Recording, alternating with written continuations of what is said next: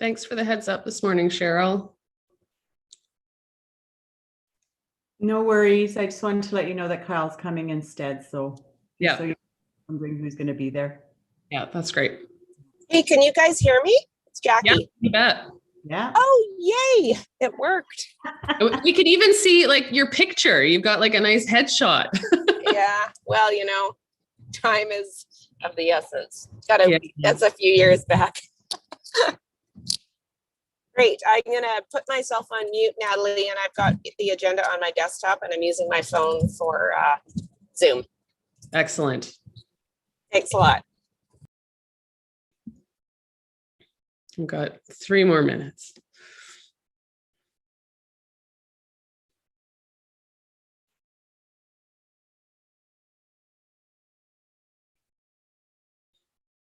I'm trying a 2-computer system today. So if I'm looking around away from my screen, it's because I'm not switching between screens in the same computer. Natalie, for some reason I can't see my video here, so not sure. What can't you see? Can you see my, because I can only just see you. I can't see anybody else. Did you know what? I had to change my view to be able to see myself. Hang on. So I can see you. Okay, there we go. Computer? Yeah, no, No. my settings changed on the latest update, and I gotta admit I don't know what's going on.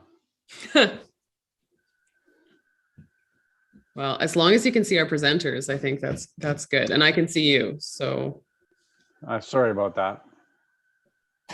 oh, it doesn't impact my experience at all.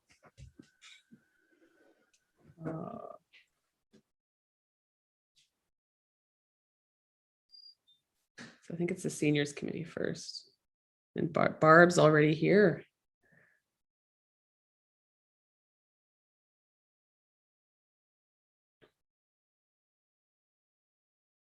Hey, Sheena. How's it going? Good. I hit the wrong audio button, so I had to go out and come back in again because I'm like, I don't know what audio button I hit, but I'm not sure what kind of quality you're going to get. So I have to do that. I feel like we're a year in, and now like the tech issues are starting to hit us all again. I just hit the wrong button with my giant fingers off. So that's fine. We're all here. That's right. And this doesn't look super controversial today unless I missed the page. No, this afternoon is more so. But You think so? I didn't Wow. see any. We got a recommendation to spend $450,000, and Well, it's a kind of a, it is what it is. yeah, thank you for sharing, but I don't know if they understood the cost implications when they suggested it. No. So, yeah. Kathy. All right, I'm showing almost there. We'll wait right till 9:30. Okay. Thanks, Brittany.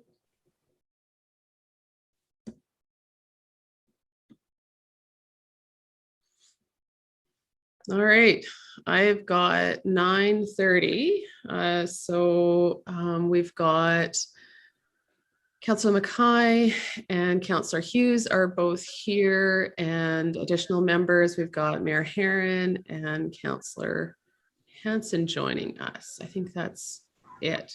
But if there are other councillor members that I've missed, please let me know. So I'll call the meeting to order. Unless there are any issues with the agenda. Councillor Mackay, do you want to? Yeah, you bet. You bet. Here. That the April 12th, 2021 Community Living Standing Committee meeting agenda be adopted as presented. That's All right. A lot of words. Councillor Hughes, that works for you? Yeah. Okay, I'll call for the vote. All those in favor? Okay, that is carried. Thank you.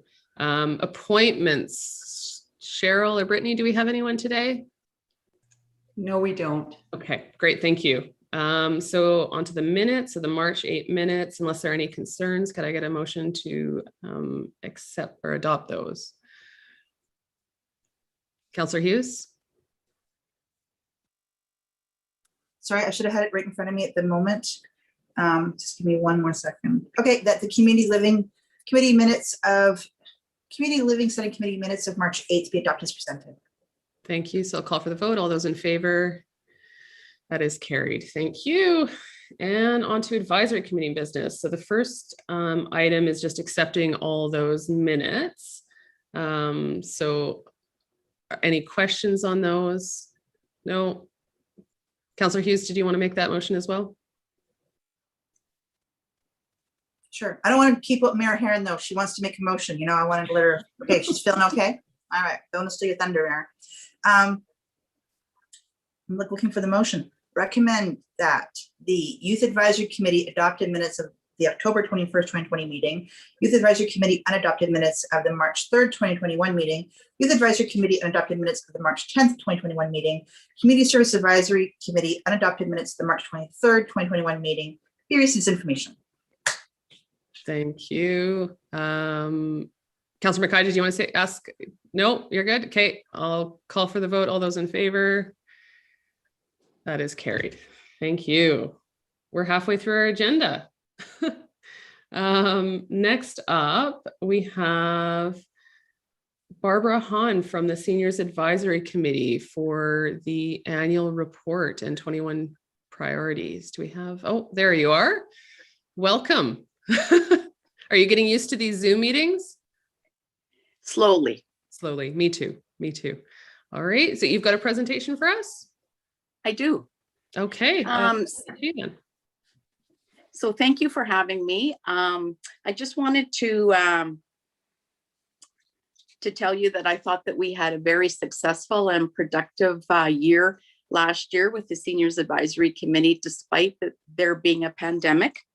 I prepared a report, which I believe that you have in front of you. What I've done for my presentation today is taken that report and put it under the different topics that we have under our seniors bylaw. And so specifically for reviewing and providing input on city initiatives. So in 2020, one of the things that we did was that we reviewed the municipal development plan from a seniors perspective, and we provided feedback to the Flourish Committee for their consideration. The second thing that we did was that we attended a focus group on the traffic bylaw changes that were being proposed. And many of the committee members also completed the city's traffic survey. The last thing that we did under this topic is that we participated in the assessment at Service Place for the universal accessibility assessment of city facilities. And we provided feedback on accessibility within the facility, the parking lot, and the entrances from a senior's perspective. We also shared concerns that we had heard from residents when we were doing outreach in 2019 about St. Albert Place. And so we provided that information to the consultants. So the next topic under our bylaw is if we provided any recommendations to City Council on issues that would support the well-being of seniors. And so I have 3 items under that.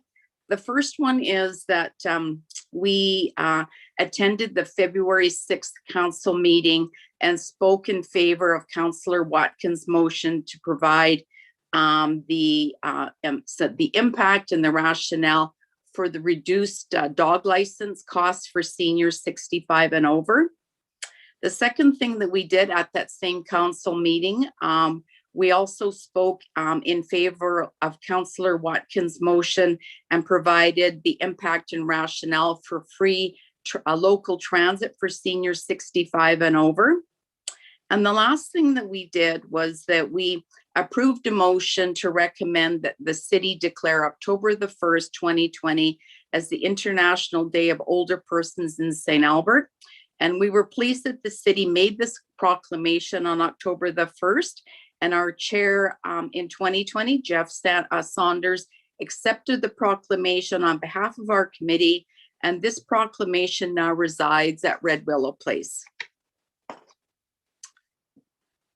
The next thing in the bylaw is if we developed and maintained relationships with individuals and organizations that focused on seniors matters. So the first thing that under this topic is we had Corey Sinclair, manager of corporate communications with the city. He attended our February meeting and answered our questions about seniors content on the city's website. We had met with Mr. Sinclair in the fall of 2019 about this topic. And so this was a follow-up to that earlier conversation. We also attended a presentation on the home sharing initiative being considered for St. Albert by the St. Albert Housing Coalition.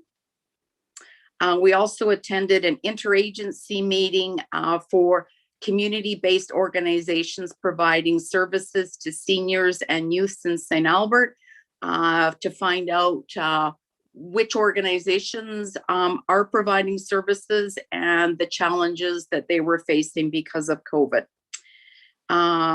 We also participated in a joint meeting with the Youth Advisory Committee, and we discussed many topics of mutual interest to both of our demographics.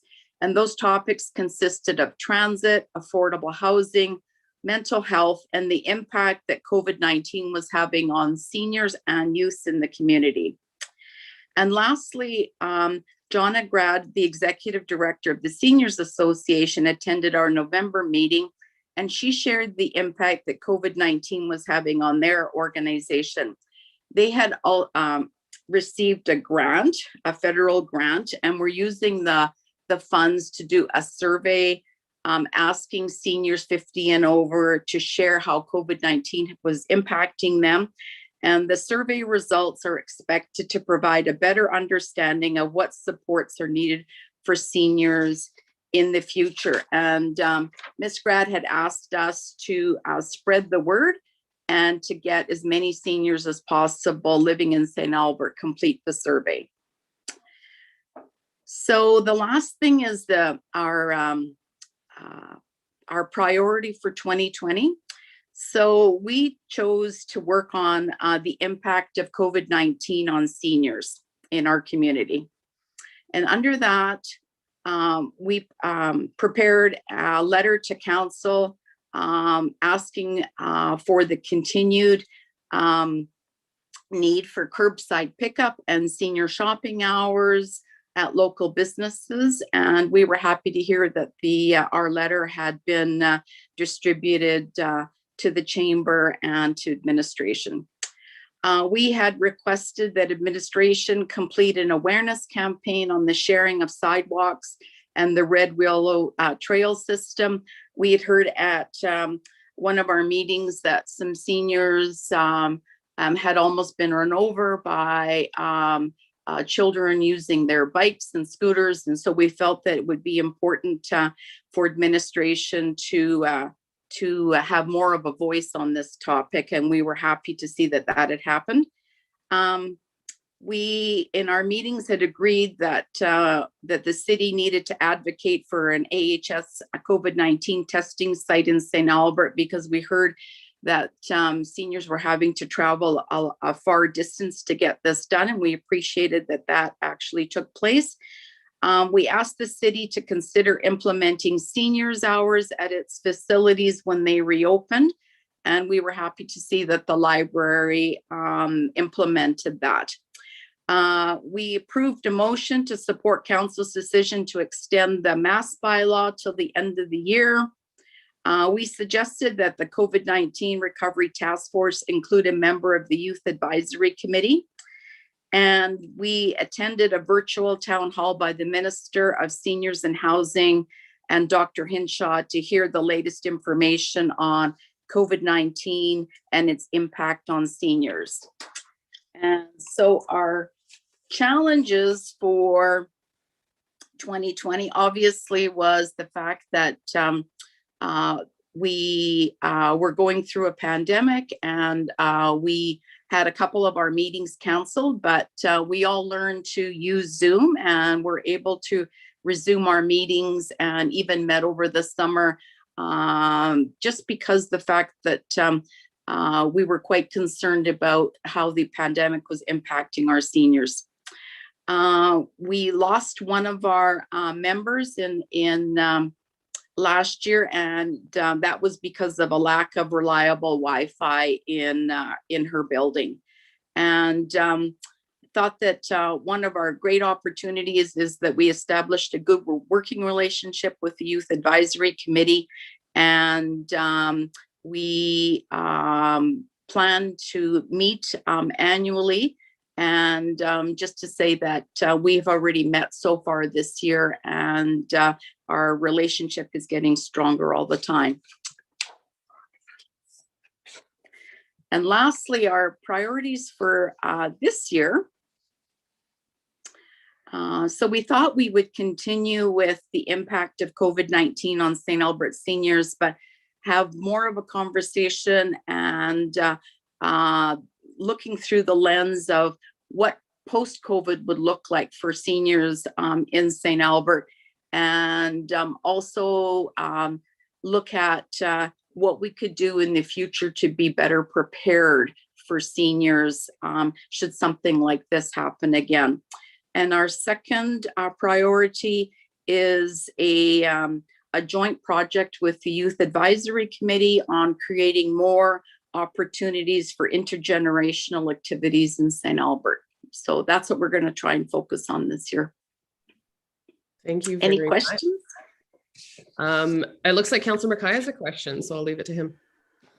Thank you very much, Barb. As usual, whenever you present, you always present thorough and complete and very interesting updates. So thank you very much.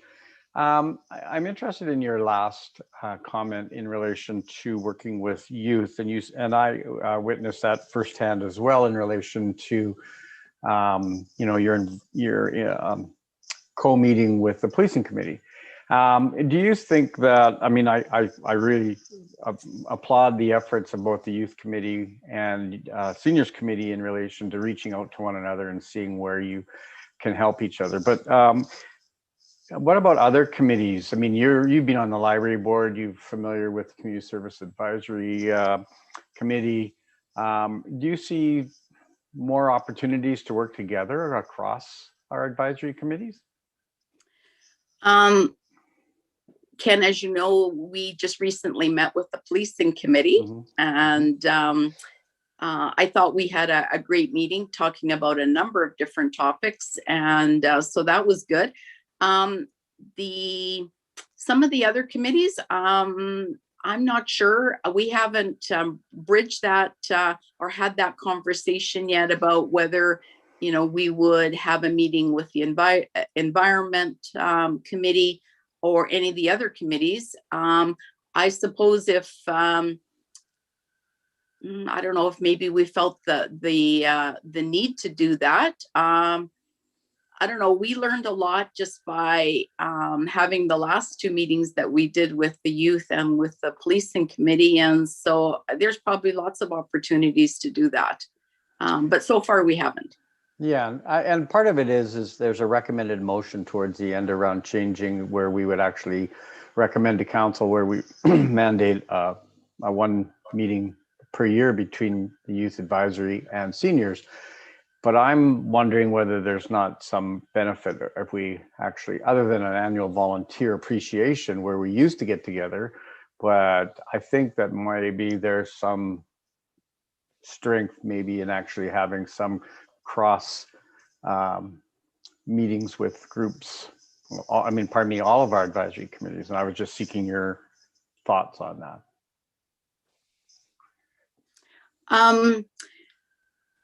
Like, I think it's a good idea, because then you actually get to know what the other committees are all about, and especially if your term ends and you're, you know, looking for another opportunity, at least you have some a bit of an idea of what the other committees are working on. I think it's important that the committees actually share their priorities with each other, because there could be some overlap and interest from the different committees. So that's why it was good to hear when we went to the policing committee to hear what their priorities were going to be, because there is some overlap there. and interest from our side on their topics. So yeah, so anything maybe that can open up that avenue of communication between the groups would probably be greatly appreciated. Okay, thank you. Thanks for your input. And again, thank you for your report. I appreciated hearing everything you guys were involved with. Okay. Thank you. Any other questions? Councillor Hughes or Heron? Councillor Hanson? No, Mayor Heron, go ahead. Hi, Barb. Hi. I was curious about the conversation your committee had about having a youth on the COVID recovery task force. I don't remember that actually ever reaching the recovery task force. I don't know if you remember that, Ken. I mean, I think it's actually not a bad idea. We don't have any vacancies in our terms of reference defines it, but maybe it's more of a question for Ken. Maybe we should try to get some of the youth committee into a recovery task force meeting one day. But I'm just curious how that came up and your thoughts around it. So one of the things I've realized over the last couple of years being on the committee is that just by speaking about something at your meeting doesn't mean that it actually gets out to the people who need to hear it. And so that's one thing that we're trying to change even on our own committee, is that if there's something that we want to make sure that gets brought forward, we probably should make a motion so at least someone hears us. And so it came up at last summer, and I'm trying to remember the context, but one of our members last year, Sandine, was on the committee, and of course, she would give us updates where she could on what was happening with the task force and things that they were looking at, and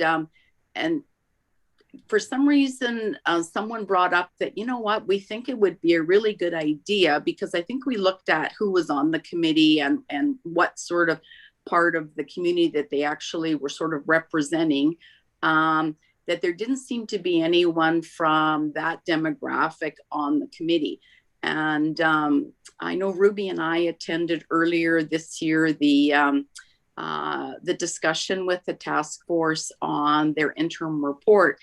And we didn't see that the Youth Advisory Committee was in attendance at that meeting, but there was also sort of questions or considerations about, I wonder how this would impact the youth, or, do they have any concerns? But there's no one there to speak for them.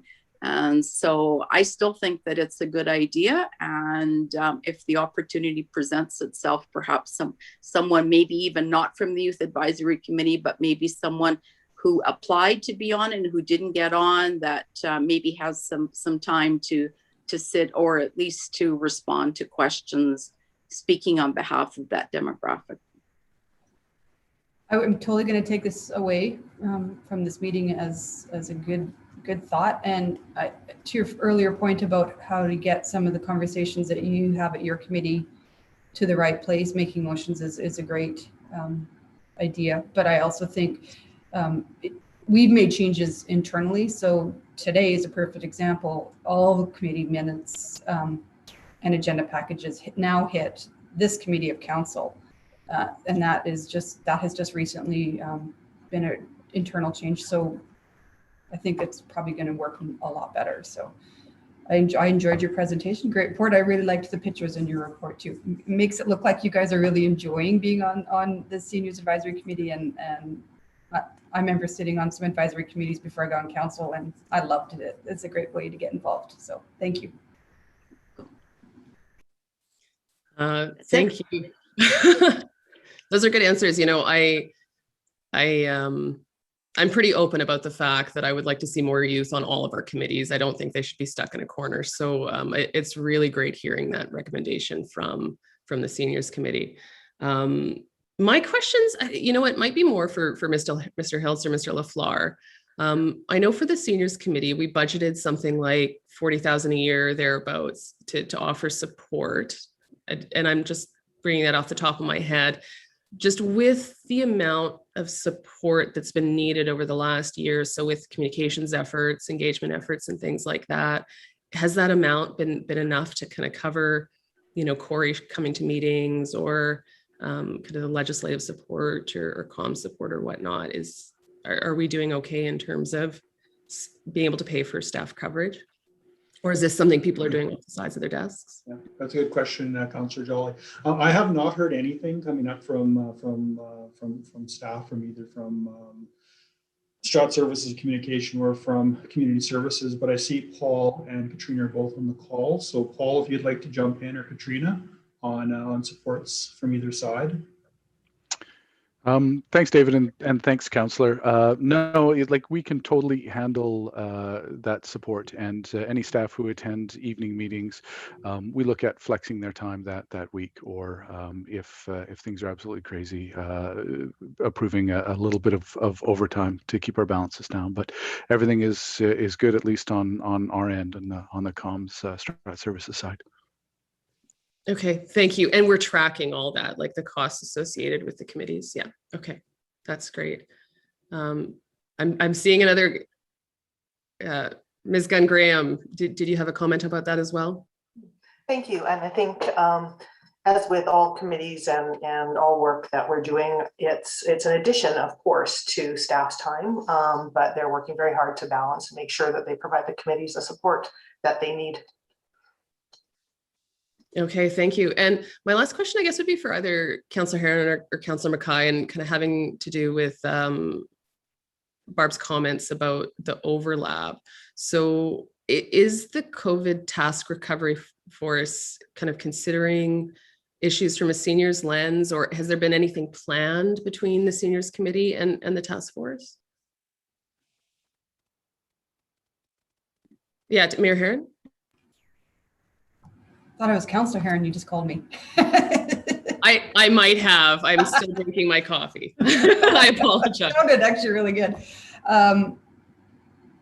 Yeah, well, of course, the task force has met with all the committees, and Barb's right, the youth didn't participate. It's probably because we did it during the day and they were in school. And Sandine was not chosen because she was on the seniors committee. She was chosen for other reasons during the interview process, but she does 100% bring the seniors lens to our conversations. Absolutely.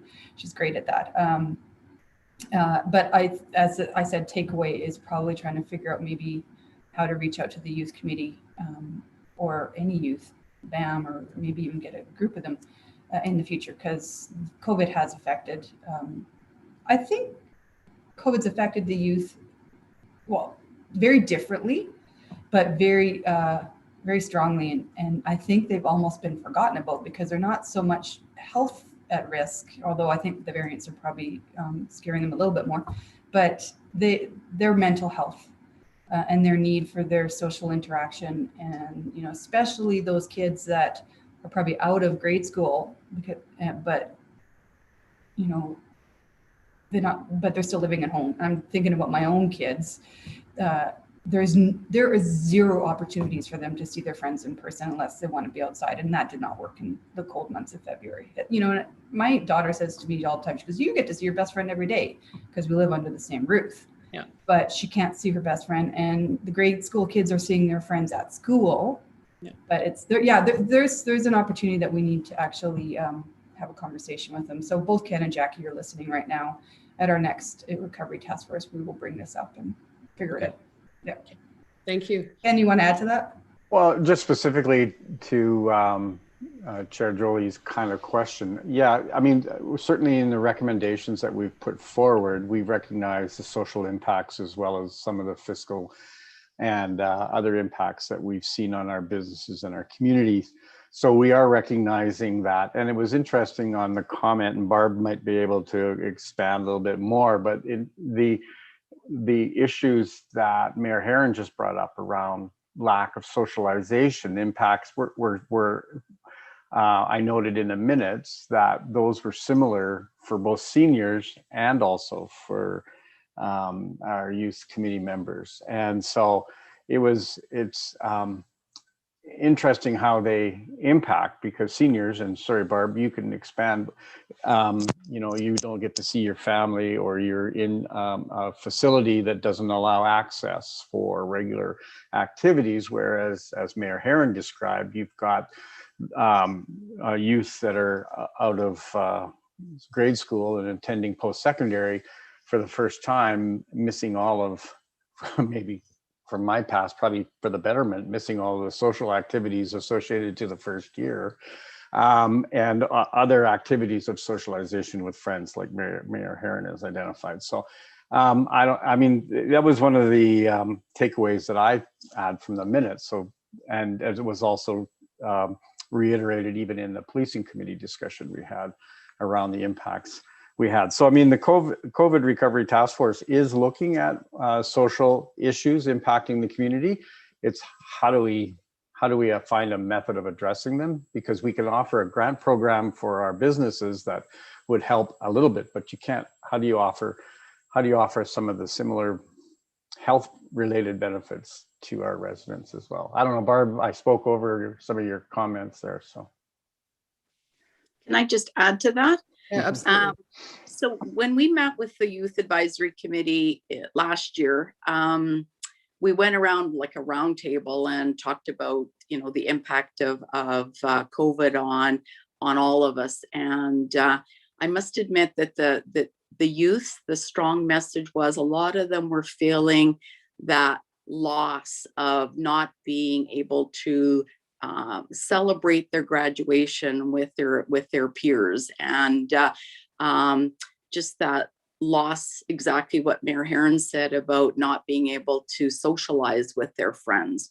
They also were feeling, I guess, I don't know if it's so much sadness or not being able to find a job, and perhaps not being able to go to post-secondary because of that. And so the one thing that happened during that discussion is that we seniors seem to pick up that and say, even though that we know that COVID has impacted us in certain ways, but we automatically took over the role of, you know what, it's okay. Because a lot of us have had life experience where we didn't get to go to college or university because of some event in our life, or we've had a job loss, or we've had a business that failed. And so the topics around the room were like, you know what, this is not the end of your life. This is just a setback. And the fact that you know most of us are never going to have a straight road in our life. There's always going to be challenges and hurdles. This is just one of those things, and I hope that they felt better coming out of that discussion. That you know what, these are things that happen. You just don't have the life experience behind you to realize that there's going to be a better day ahead. So I don't know what to suggest as far as making you know, socialization better for all of us. I mean, it just seems like I think you have to almost figure something out between your family and your friends to be able to make it work. I don't, at this point, I don't know what the city could actually do on that respect, other than things that they've already done, which is just making sure that there's mental health available for those that need to have it. And that's all I can suggest. That's great. You know what, Barb, I love that perspective. And I think having your committee tell that to the youth has a lot more impact than me telling that to my kids, or Mayor Herron telling that to her kids, because they're going to listen to you more than they are to us. So I really love that perspective of there are going to be a lot of setbacks. So, you know, hold on to your, hold on for the ride. So thank you so much for that. I just want to jump in. I agree with you, Councillor Jolly. When my kids are struggling, quite often I have my mom or my dad talk to them. There's a really strong bond, I think, between that skipped generation, and I've heard that in studies, and I see it as evidence. So Barb, you talking, your whole committee and the youth committee getting together is just fantastic. And I think it's an example that maybe other municipalities should follow. All right. And Councillor Hansen says, nicely said, Barb. So if we don't have any more questions, I'm not seeing anything around the room. Could I get a motion to do what Brittany says in the chat? Yeah, I can do. Do we have to read the whole? I can do it. Do we have to read the whole thing? Yes, please. Thank you. Oh, all right. Okay, Barb. The Community Living Standing Committee recommend to Council that the Seniors Advisory Committee's 2020 year-end report provided as an attachment to the April 12th, 2021 agenda report titled Seniors Advisory Committee Annual Report be received as information. And that the Community Living Standing Committee recommend to Council that the Seniors Advisory Committee's proposed 2021 priorities, current future impacts of COVID-19 on St. Albert seniors, and number 2, the joint project with the Youth Advisory Committee. Maybe we should have that all out there in the actual minutes. Many people might not know what the acronym stood for.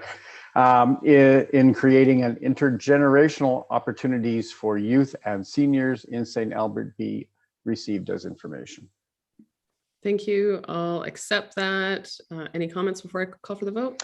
No, all great comments already in the questions. So congratulations again, Barb. And I look forward to listening to Kyle as he talks soon. Thank you. I'll call for the vote. All those in favor? That is carried. And next up, we have Mr. Ferguson, former chair of, yeah, Barb, did you want to say something? Yeah, just thanks so much for having me and looking forward to doing many more things with the city over the year. Thanks again. Thanks, Barb. Take care. All right, there's Mr. Ferguson. Thanks for joining us today. And I understand you have a presentation for us. Yeah, I just wanted to go over the year-end report that the councilors would have all received. So similar with Barb, last year was a bit of a test for us, and it was a big challenge and commitment, and just really kind of adapting to a whole new situation and a whole new way of running our youth council or youth advisory committee, sorry. And I wanted to speak to kind of some of the highlights that we had last year. So we got a couple presentations from various city organizations. So we had the parks people come in for the parks bylaw update, and there was also a library update and the city's posted speed limit. We had a presentation about that, and Amplify and a few other things like that. But the large majority of our last year was spent on how COVID has affected youth and how it continues to affect youth. And it's been very challenging. The beginning of last year was a lot more about kind of what is this new thing that we have to adapt to, and how have our lives changed. But by the end of the year, it was a lot more about how can we support each other, and more about mental health and mental wellness than anything else, because it had become such of a, as was previously discussed, it was very much of an isolating incident. And it's people who are at home with family still feel isolated because, while you might see your parents and siblings every day, you don't have that social interaction with friends or new people or anything like that. And it can be very, very isolating. And that is what this year has been a very big focus for us. So we've developed some subcommittees this year that focus on mental wellness, and we've teamed up with jack.org, which is a like a peer-ran mental wellness and support group, and they've been doing phenomenal work. Our past chair, Liam Kashkar, is actually on that committee, and he's a very, very hard worker, and he came and presented to us, and we've talked about it, and it's the work that group does is very good, and we're very excited for the work that they're going to do. And that is going to be a big part about our upcoming year, is meeting with them and supporting people and supporting youth in any way that we can, and also bringing the ideas of youth and the jack.org chapter and anything that we hear to council, and to try and create supports and make sure that youth know that there is supports for everyone out there.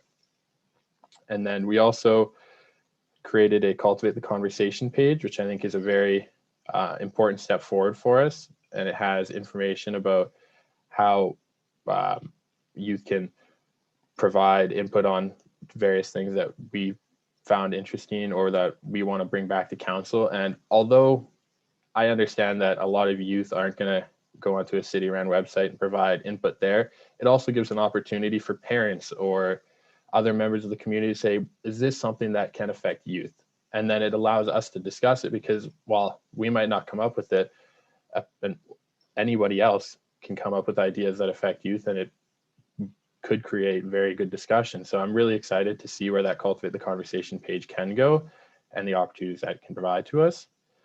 And then we also, as Barb talked about, we had a very, very productive year with the Seniors Advisory Committee, and we had our meetings last year and then had a meeting in, I think it was early March with them as well. So that we're really building that relationship, and came to realize that a lot of the things that affect youth are the exact same things that affect seniors. So lower income, transit, affordable housing. And while they might affect us in different ways, they are still very important issues to both of our groups. And I'm really looking forward to see what our groups can do together on working on that. And then for our upcoming year, we wanted to build a better relationship with schools and grow our outreach a lot. And last year, that was a goal for last year, but last year kind of proved to be a little more difficult because we couldn't go to schools, we couldn't host any kind of event or anything like that. And trying to get kids who are already kind of zoomed out to join a meeting to talk about it is very difficult. So we kind of pushed that to the back burner. So we built the Cultivate the Conversation page. We've tried to expand our online presence, but I think it'll be very, very important for us to actually build a relationship with schools and their student bodies and student-led organizations to try and foster a good relationship. So if somebody in high school goes, I really like being on my students' union, how can I do it in a part of the community? They can come to the Youth Advisory Committee, which we have seen this year, as we've got 14 members, I think, which is our biggest youth council, Youth Advisory Committee so far. And it's really exciting, and it shows that our outreach is actually working. So from our first year to our second year, our numbers decreased, and then last year it increased, and this year it increased again. So it's really, really looking up and really trying to keep that momentum going with new ideas, new faces. And that's a really big part about this year, is we just want to keep that going. So come November, December, we've got new people interested in joining, and there's just all this motivation to keep doing more for youth in the city. And then we also want to work on some of our priorities, which were mental health and disability, accessibility, communications, post-secondary and education, which came up this year because a lot of youth that we've talked to, or friends and such like that, have told us that they decided not to go to school, not to go to post-secondary last year, because they didn't want to have that online experience as their first year.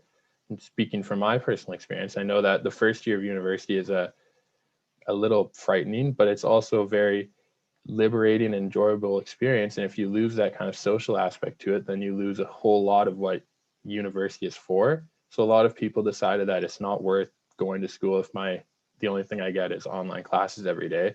So they've pushed back their year. So we really want to talk about post-secondary education and options of it, and that you don't have to go into right after high school, because if you don't know what you want to do, or it's not going to be the experience you want, then you can relax and all that kind of stuff.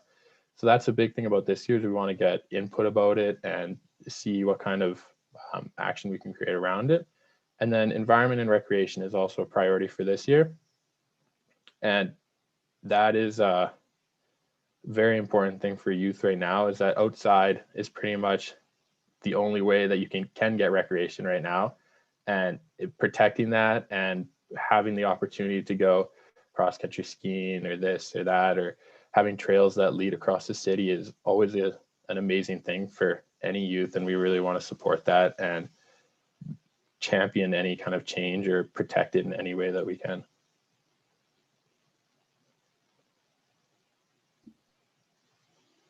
That's it?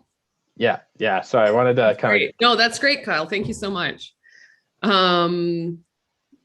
it's last year was a challenging year to be on that kind of an advisory committee. So I commend you guys for keeping going kind of through the challenges. So right now I'll open it up to any questions from members of the committee or Councillor Hanson. Anyone with questions? Councillor Mackay, go ahead. Yeah, no, I'll jump in. Kyle, thanks again for presenting. I appreciate it, and for you stepping in and helping Matt. I'm sure you were listening to kind of some of my comments and questions in relation to you know, the benefits you had as a committee meeting with the seniors and likewise. And I know that when we were talking, you know, there's a recommended motion coming forward around kind of putting that in the bylaws where you actually have one meeting every year. But how would you feel about meeting with each of the other advisory committees as well, just to see if there's other possible synergies that maybe we're just not aware of that you guys found with the seniors?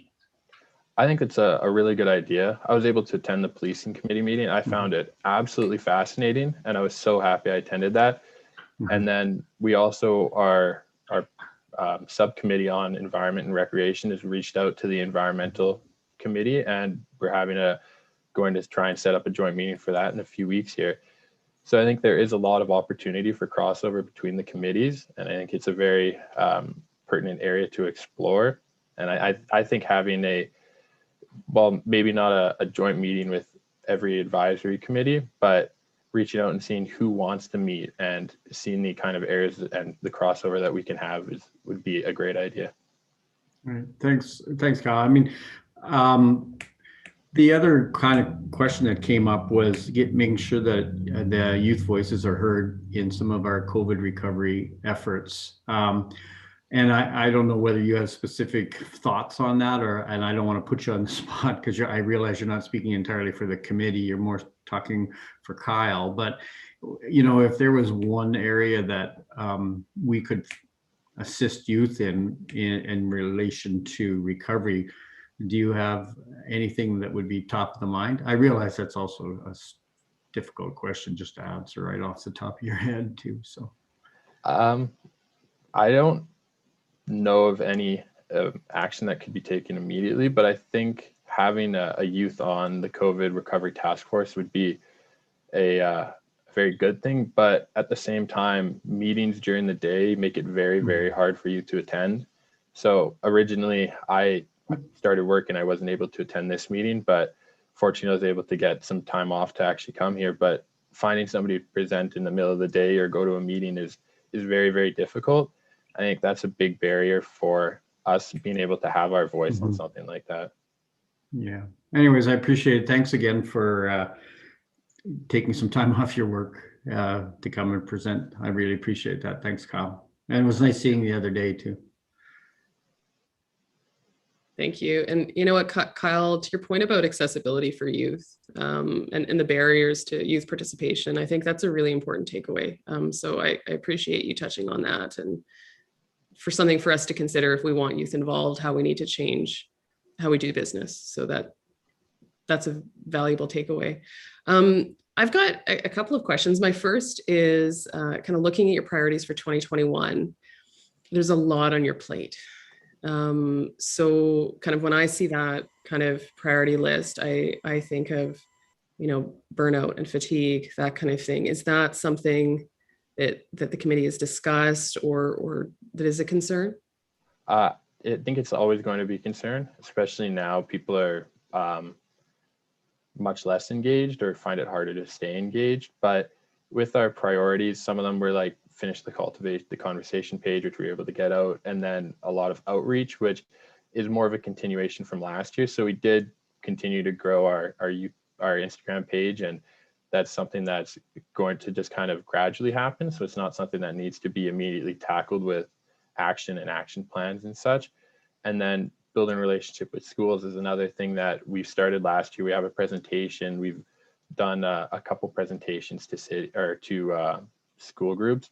So that's kind of another, just kind of keep the ball rolling and keep it on our plate so it doesn't fall behind and we don't lose that as well. But especially now with 14 members on our committee, I think it's easy to kind of compartmentalize these priorities to different subcommittees or different individuals that are very interested in that. So we get 3, 4, 5 people that are really, really interested in working with the Seniors Advisory Committee and building and fostering a relationship with them. And then 3, 4, 5 completely different people working on joining or supporting other youth groups like Amplify, BAM, and Jack.org, things like that. So you kind of prevent burnout in that way. Thank you. That's helpful. I do have another question, but I'll go to Councillor Hanson right now. I think she has a question. Thanks, Kyle. I hope this isn't too noisy. I'm in a car driving, but I just wanted to say thank you for your leadership. It's all volunteer. You're a really busy person, but you've really led this group well, and I think the awareness of the Youth Advisory Committee is really starting to show. And I also just wanted to commend you on nailing down some specific initiatives that you can do with the seniors.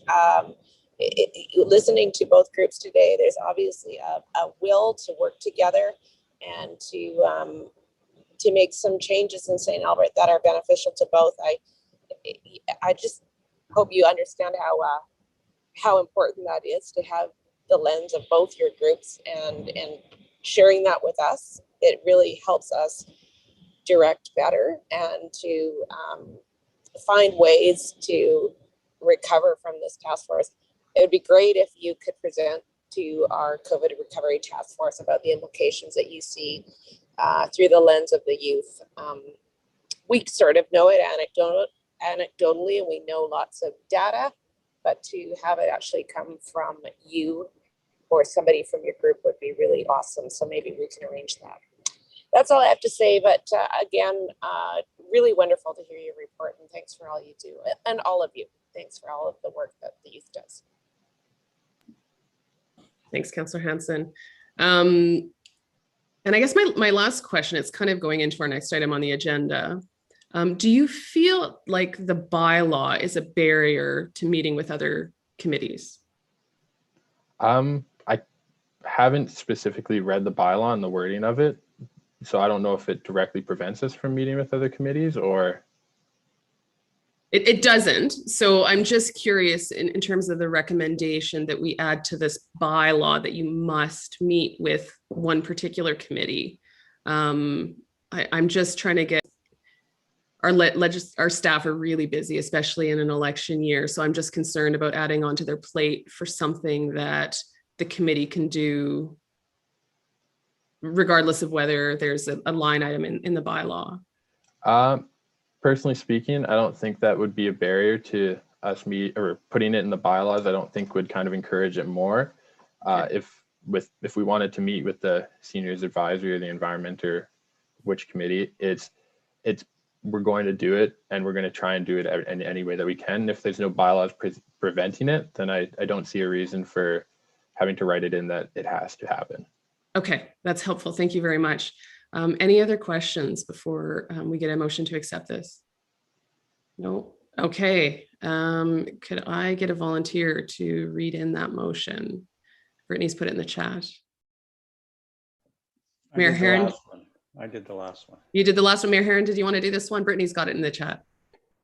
Yeah, that's fine. Thank you. Wow, it's a big one.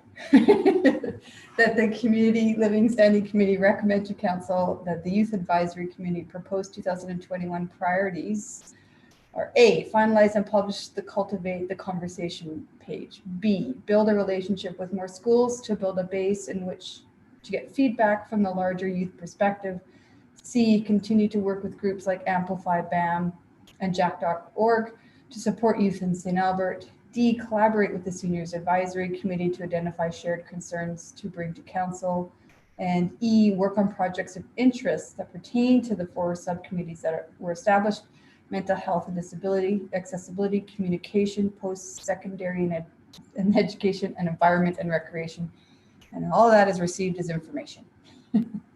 Thank you. I'll accept that. Oh, and Brittany has one other. Do you have one other, or is that it?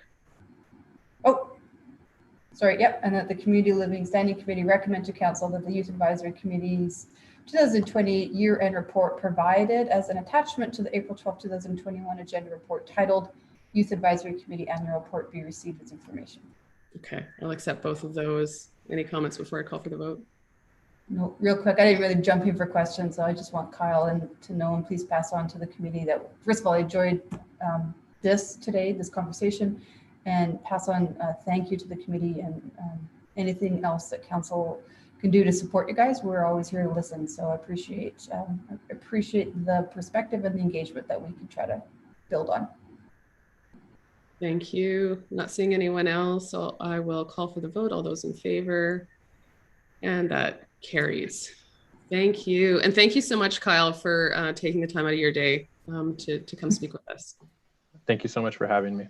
All right, take care. And you're welcome to stick around if you like watching these meetings. All right, next up on the agenda is Mr. LaFleur presenting a request to amend our Youth Advisory Committee bylaw. Mr. LaFleur, it says you're presenting. I don't know if you have anything to add. Or is it? Sorry, I was muted there. That's okay. Okay, now I am here. So I don't actually have a presentation. Sometimes my name will appear on these things just because you've got to have somebody's name, right? It strikes me as very straightforward, right? There's really nothing much to interpret here. And there was some discussion that just occurred around this one as well. So I don't have anything further to add unless you have questions. Thank you. I guess just really quickly, kind of my assumption is that there's nothing in the bylaw that prevents any committee from meeting with another committee. Is that accurate? That's absolutely correct. There's nothing to mandate it, which is what was in, but there's nothing to prevent it either. In fact, as you know, it has occurred, right? Yes. Yeah. No, that's what I thought. So I guess I don't know what the thoughts are on the committee. I mean, please jump in, but I'm kind of struggling with this one because we do review these bylaws every once in a while, and this could be included, or it could just be left to the priorities of the committee of the day. So I don't know if Councillor Mackay or Hughes or Mayor Herron, you have any comments? Go ahead, Councillor Mackay.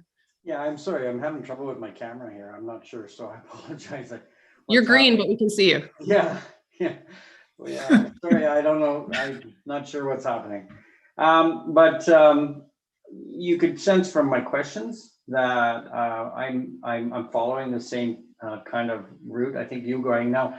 I do believe that Barb mentioned that it was one of their priorities and it came out of that. And so I'm wondering whether or not, and maybe administration, if you have some more background on that, whether was something specific arising out of the meeting with Seniors Committee and the Youth Advisory Committee. But my sense would be there's nothing, I don't want to put something in the bylaw that just specifically says one or the other and then potentially excludes the opportunities to talk to others, or I guess it wouldn't preclude it, but it would just seem redundant. So unless there's something that specifically where the Seniors Committee and or the Youth Advisory Committee thought that it would be of benefit, I don't know why these discussions couldn't happen informally. So there's no real question there. It's just more of my thoughts from a green, scary person here. Yeah. Sorry about that. I'm thinking the same thing, Councillor Mackay, is that they've included in their priorities. Great. No need for a bylaw change. Councillor Hughes or Mayor Herron, any comments on that?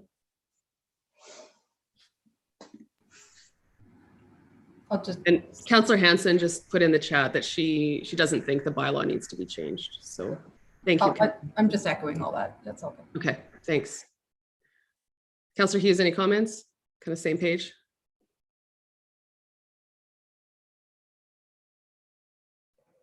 Yeah, I'm trying to remember why at the committee level exactly.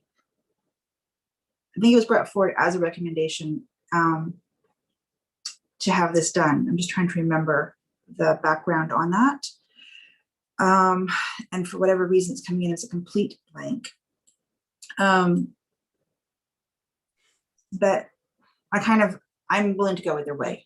Personally, I'm not married to one way or the other. So whatever the committee feels comfortable with, I think is fine. So I guess looking to Councillor Mackay and Mayor Herron, are you okay with a do nothing here? And council can see it in our minutes and we can just go on to the next item? I'm okay with that. I'm sorry, I shut my camera off trying to fix it here, but yeah, I'm okay with Okay, you're not green anymore. We can hear your voice. that. Okay, if we're good with that, we can go on to 6.5. So the CSAC recommendation regarding the recurring community events grants. So I have that presented by Mr. LaFleur as well, but I see Ms. Royer here. So do you have a presentation for us? Hi, yes, good morning. I don't have a presentation other than just a few comments. We did receive 3 applications for the recurring category of this grant program. So again, just to remind you, this is the 2-year funding approval. So they would apply for the same amount to be received in 2021 and 2022. And of course, with COVID and restrictions going on, the funding would not be released unless there was restrictions that were lifted and their special event applications approved. Okay, thank you. Any questions? No. Ms. Wright, just a general question. Do you know when the kinsman will make a decision about the rodeo? Have you heard? Don't know. Okay, thank you. That's coming up quick. Yeah. I would say it would be very difficult now with it coming up so quick, and the restrictions would have to be lifted. It's quite a bit to prepare that. So. Okay, thank you. Mayor Herron, go ahead. Yeah, I had an email from the kinsman wanting to meet to discuss the VIP barbecue that we quite often have in the Douglas Cardinal. I'm like, not even worth meeting. We're not having that. So yeah, I would encourage them to make the right decision and probably postpone for this year. Yeah, it's disappointing. Yeah, of course, yeah. Yep. Councillor Hanson, did you want to add to that?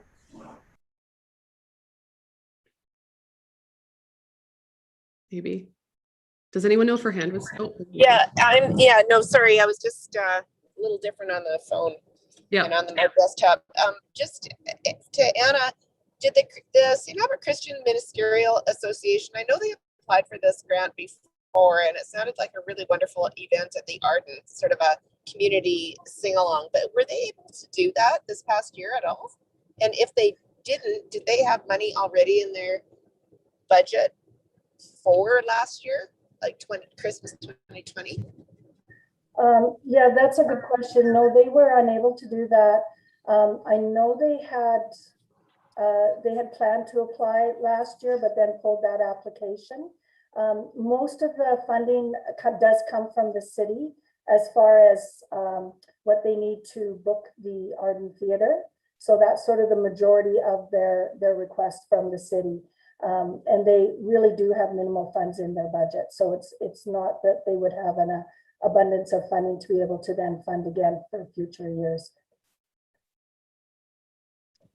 Okay, thanks so much. Thank you. If there are no other questions, we get a motion to make this recommendation. Councillor Hughes, go ahead. Sure, this is my committee. That the Community Living Setting Committee recommend to Council the following applications for the recurring community events grant program be awarded for 2021-22 as follows. Number 1, K to 40 Club of St. Albert Rainmaker Rodeo Parade for $6,500. 2, the Royal Canadian Legion Snot Branch for $271. Remembrance Day Ceremonies for $1,730, and the St. Albert Christian Ministerial Association Community Carol Sing for $2,000 for a total of $10,230. Thank you. Any comments before I call for the vote? I wish there was more coming than what we have right now. And that just shows that we just don't have confidence that these restrictions are going to end anytime soon, because the community groups are not willing to put in all of that risk that's the problem we have right now, is when are these restrictions going to end so that people can go back and start enjoying being in the community again? And that's the big question of the day. And I would encourage the Rainmaker Rodeo to wait till the last minute before they pull. You never know what's going to happen. And so I understand that they have to make a decision sooner than later and it's coming up, but wait to the very last minute, because I'm just holding out some hope that maybe there's some way that this can still happen. And if they don't move forward on the event, they don't get the money. So we're offering this conditionally. So we're not automatically giving these organizations this money. It's only if the event actually occurs that they get the cash. That's it. Thank you. Councillor McKay or Mayor Herron? No. And Councillor Hughes, I would just kind of echo your thoughts. I hope that this CSAC is overrun with applications next spring. That's my hope. So on that, I will call for the vote. All those in favor? And that carries. Thank you. Next up is the athlete. There's waving at me. Oh, sorry, Mr. LaFleur, go ahead. Yeah, I was actually waving at the chair. I hate to go back to a previous item, but of course you can do that as long as the meeting is still on. On the matter of the joint meetings of committees, an idea occurred to me. I just thought I should run it by the committee. There is, of course, a council policy on committees, which includes language around advisory committees. And that council policy kind of sits over top of all of the specific bylaws for any one committee. You could, if you so chose, you could recommend to council that policy be tweaked slightly to put in a clause both allowing and encouraging different advisory committees to hold joint meetings if they feel that, a matter warrants their joint input, something like that. That way, I think the idea of it not being lost. I know Councillor Watkins really felt that these joint meetings between these two committees in particular are of huge value. And I think you all agreed with that from your comments. But rather than mandating for it, you could just put in the policy that you encourage it where it's appropriate. And that way it's not lost. It's kind of crystallized in council policy. Just a thought I wanted to run by you as a way to deal with this recommendation. Thank you. I guess my gut instinct is that I'd like to read the policy before I make a recommendation. Fair enough. Does anyone wanting to make that motion, or we can leave it maybe to Councillor Watkins if he has thoughts on that once this gets to council? Councillor Hughes, go ahead. What would be helpful, Mr. LaFleur, perhaps is if when this comes to council that you include that policy in the backgrounder. And then if that happens, then we can just make the motion at council if we think that has merit. Yeah, absolutely. In fact, that could even be included as an alternative, right? Yeah, alternate motion at the back. That way we know what the wording is, so we're not doing it on the fly. And then we can also have a chance to review that policy before it comes to us either next week or whenever it does. Perfect. Okay. Shall be done. Does that work for you, Councillor McKay? Yeah, I'm just wondering, because normally these things are on consent on our agenda packages. We'll just have to flag it as all. Yeah, or not, depending on what council wants to do. Yeah, but I'm just saying is if we're going to have administration do a little bit of extra work, I don't want it just to sit and not happen. So either we as a committee make that recommendation, or I just don't want to lose. I just don't want to lose the thought. That's all. So are you proposing something, or just? Well, I'm going back to the actual motion, and I'm trying to see where it would fit. Because I apologize. I'm trying to. Mr. LaFleur has kind of brought up a point. It's tentatively written. Just because I worry that if we write something in policy the youth committee and the policing committee have met, the seniors committee and the policing committee has met, the seniors committee and the youth committees have met. They're doing it organically on their own already. And so do we have, by putting it in our council policy or around our advisory committees, I don't see any harm in doing that, but it's already occurring.